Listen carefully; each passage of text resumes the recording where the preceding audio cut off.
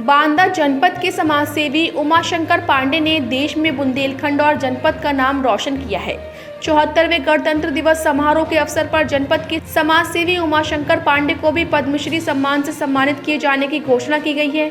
इससे पहले प्रदेश सरकारों ने खेत का पानी खेत में थीम पर लोगों को जागरूक करने के लिए जल योद्धा सम्मान से सम्मानित कर चुके हैं। पद्मश्री सम्मान की घोषणा से समाजसेवी के यहां बधाई और शुभकामनाएं देने वालों का तांता लगा हुआ है।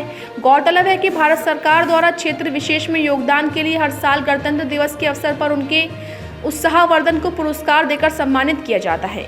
वहीं इस साल सरकार ने जनपद के जखनी गांव निवासी समाजसेवी उमाशंकर पांडे को पद्मश्री सम्मान से सम्मानित किए जाने की घोषणा की है, जो समाज सेवा के साथ ही लंबे समय तक पत्रकारिता और दिव्यांगों के लिए भी काम कर चुके हैं। जबकि बीते कुछ सालों से वे सूखे बुंदेलखंड को हरा भरा बनाने के लिए लगातार जल संरक्षण की दिशा में काम कर रहे हैं, जिसके तहत जनपद में कुछ गांव में उन्होंने किसान को मेड़ बनाकर खेत का पानी खेत में रहने की थीम देकर जागरूकता अभियान चलाया, ताकि बारिश के जल का समुचित संरक्षण और संवर्धन हो सके, जिससे बुंदेलखंड की सूखी धरती पर भी फसलें लहरा सके। इसके लिए कुछ महीने पहले प्रदेश के मुख्यमंत्री योगी आदित्यनाथ उन्हें जल योद्धा की उपाधि से सम्मानित कर चुके हैं, जबकि अब उन्हें पद्मश्री का सम्मान देश की राष्ट्रपति द्रौपदी मुर्मू अपने हाथों से प्रदान करेंगी।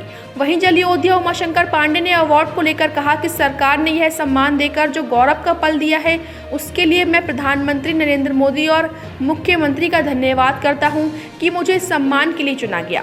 उन्होंने कहा कि जल संरक्षण की परंपरागत विधि खेत पर मेड़ और मेड़ पर पेड़ बिना सरकार के सहयोग के ही संभव है। इस अभियान को गांव से राष्ट्रीय स्तर पर पहचान बनाने के लिए सरकार ने उन्हें पद्मश्री सम्मान के लिए चुना है। पद्मश्री सम्मान के माननीय समिति के अध्यक्ष प्रधानमंत्री जी का आभार व्यक्त करता हूं और गर्व महसूस करता हूं। साथ ही जिम्मेदारियां जिस पुरस्कार के साथ मिलेगी, उन्हें भी ईश्वर मुझे शक्ति दे कि उनका निर्वहन कर सकें। आपको क्या लगता है कि किस क्षेत्र में विशेष कार्य के लिए आपको ये पुरस्कार मिलने जा रहा है? ये पुरस्कार पुरखों की जो परंपरागत जल संरक्षण विधि थी, खेत पर मेड़ और मेड़ पर पेड़ का जो राष्ट्रव्यापी अभियान चला और उसके परिणाम जो समाज और राष्ट्र के सामने आए हैं, उनके वजह से मुझे यह सम्मान प्रदान किया गया सामाजिक सेवाओं के लिए। पारिवारिक पृष्ठभूमि के बारे में कुछ बताएंगे? पारिवारिक पृष्ठभूमि जो मुझे जल संरक्षण की प्रेरणा है, वो मेरी पूज्य माता जी, जो ये सब दुनिया में नहीं है, अनंत की यात्रा में चली गई हैं, उनसे मुझे मिली है। बड़े बड़े लोगों की उदाहरण देती थी। फ्रैंकलिन रूजवेल्ट के दोनों पैर टूट गए थे, दोनों पैर से दिव्यांग थे, लेकिन संयुक्त राष्ट्र के संस्थापक और अमेरिका के 25 साल तक राष्ट्रपति रहे। विरजानंद जी के बारे में, जयसी जी के बारे में, सूरदास जी के बारे में, गणेश जी के बारे में, हनुमान जी के बारे में, तमाम जिनके पास पैर नहीं थे, उनकी कहानी कथाएं बता करके मुझमें एक आत्मबल और चेतना प्रदान की। समाज सेवा के क्षेत्र में आपने क्या क्या कार्य किए हैं? समाज सेवा के क्षेत्र में जल संरक्षण दिशा में सबके सामने है प्रयास।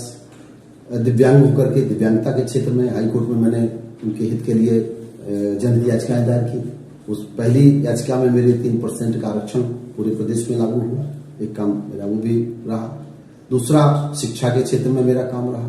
विद्यालय अपने गांव में, हाई स्कूल, इंटर कॉलेज, ये जो राजकीय हाई स्कूल है, वो भी हमारे यहाँ स्थापित हुआ। उस दिशा में मैंने प्रयास किए कि भाई इस गांव में होना चाहिए, रोड बनना चाहिए, गांव में आंगनबाड़ी केंद्र होना चाहिए, आज वृक्षारोपण का भी काम होना चाहिए।